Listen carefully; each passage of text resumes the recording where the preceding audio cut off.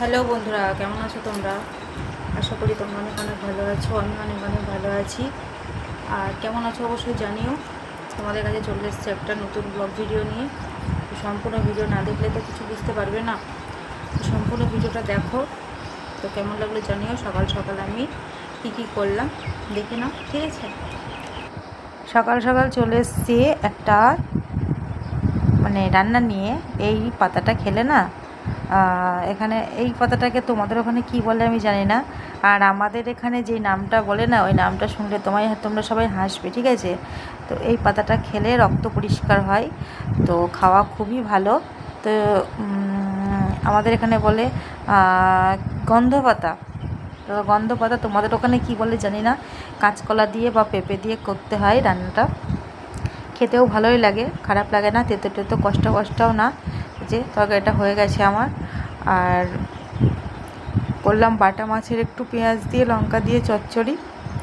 আর এখানে দেখো, আজকে আমি এত সুন্দর করে একটা ডিমের ঝোল তোমাদের সাথে শেয়ার করব না রেসিপি, তো দেখলে বলবে। আর আমরা খেয়েছি, আমি তো পরে ভিডিওটা বানাচ্ছি। একদম হোটেলের মতো হয়েছিল, খেতে অনেক সুন্দর হয়েছিল। তো আলুটা সেদ্ধ করে নিয়েছি, ডিমটা ভেজে নিয়েছি, 2টো ডিম অমলেট করে চাপড়ি করে তুলে নিয়েছি। আর 4টে ডিম আমি এমনি ভেজে নিয়েছি। তারপরে দিয়ে দিয়েছিলাম তেলের ওপর পাঁচফোড়ন, পেঁয়াজ কুচিটা 2-4 বার নাড়াচাড়া করে তারপরে দিয়ে দিয়েছি সেদ্ধ করা আলুটা। আজকে বেশি করে ডিমের ঝোল রান্না করছি, কারণ আমি একজনকে দেব, ওই জন্য। তো আমার আবার কি বলবো, বেশি রান্না করতে ভালো লাগে, অল্প রান্না করতে ভালো লাগে না। তো বেশি রান্না করলে আমার টেস্টটা বেশি হয়, আর কম রান্না করলে টেস্টটা অতটা আসে না। তো এই যে আমার মশলাটা কষানো হয়ে গেছে। আর এই যে আমি ওখানে জল গরম করতে দিয়ে দিয়েছিলাম, তো জল গরমটা এবার দিয়ে দিলাম।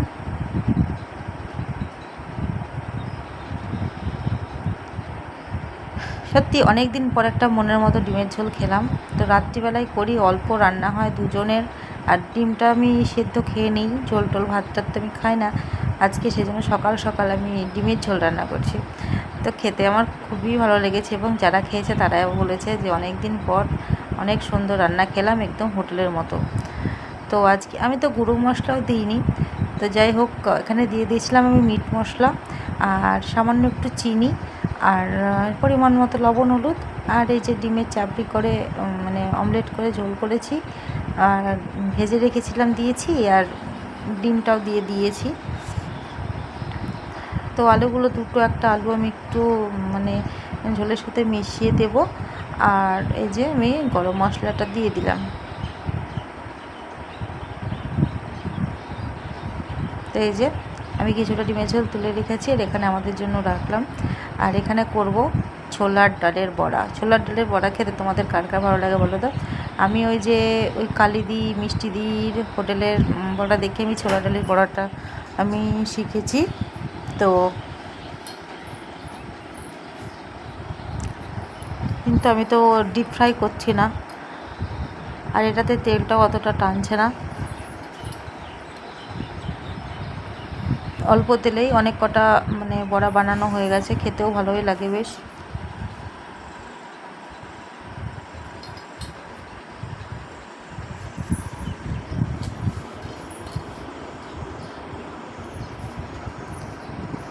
তো ছোলা ডালের বড়া তোমাদের কার কার ভালো লাগে অবশ্যই কমেন্ট করে জানিও।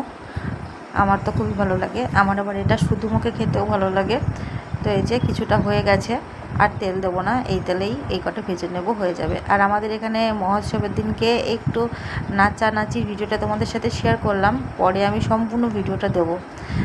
তো একটু দেখিয়ে দিলাম। সম্পূর্ণ ভিডিওটা দেখতে হলে অবশ্যই একটু সাবস্ক্রাইব করে রেখো চ্যানেলটিকে।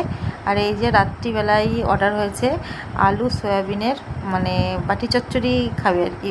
তো ঝোল খেতে ইচ্ছে করছে না, তো সেই জন্য আর ডিমের ঝোল তো আছেই, অনেকটাই বানিয়েছিলাম। তো এই যে সয়াবিনটা ভেজে রেখেছি, একটু গরম জল দিয়ে রেখে দিয়েছিলাম, তারপরে ভেজে তুলে নিয়েছিলাম। তারপর একটু তেলের উপর পাঁচফোড়ন দিয়ে পেঁয়াজটা 2-4 বার নাড়াচাড়া করে আলুটা দিয়ে দিয়েছি ছোটো ছোটো করে কেটে। তো এবার আমি আলুটা ভাজে তার মধ্যে সয়াবিনটা দিয়ে তারপরে একটু জল দিয়ে দিলাম।